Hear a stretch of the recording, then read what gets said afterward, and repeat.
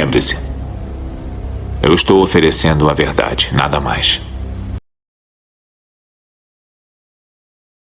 That are going very well, things like reducing childhood death and improving the nutrition, like reducing childhood death and And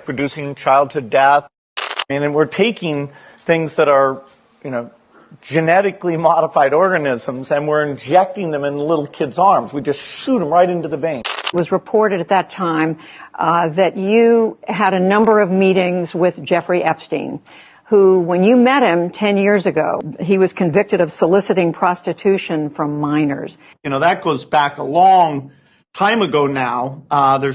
So there's nothing new on that. It was reported that you continued to meet with him over several years.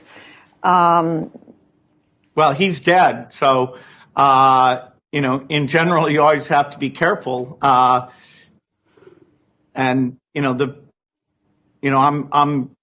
I'm hoping in 5 years I can write a book called, We Are Ready for the Next Pandemic. What if a bioterrorist brought smallpox to 10 airports?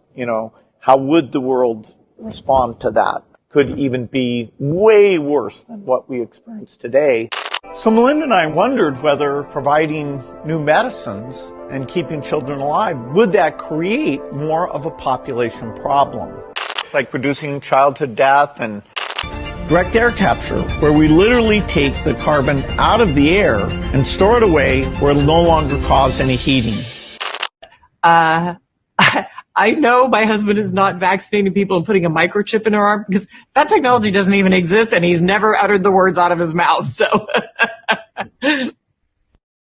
an epidemic, either naturally caused or intentionally caused, is the most likely thing to cause, say, 10 million excess deaths. You've invested $10 billion in vaccinations over the last 2 decades, and you figured out the return on investment for that, and it kind of stunned me. There's been over a 20-to-1 return. So if you just look at the economic benefits, that's a pretty strong number compared to anything else.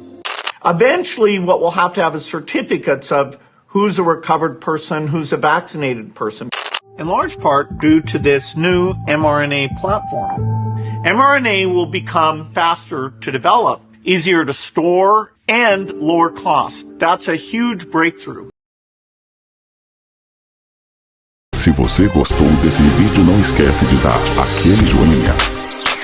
E se possível, se inscreva-se no canal para ficar em dia com as revelações ocultas.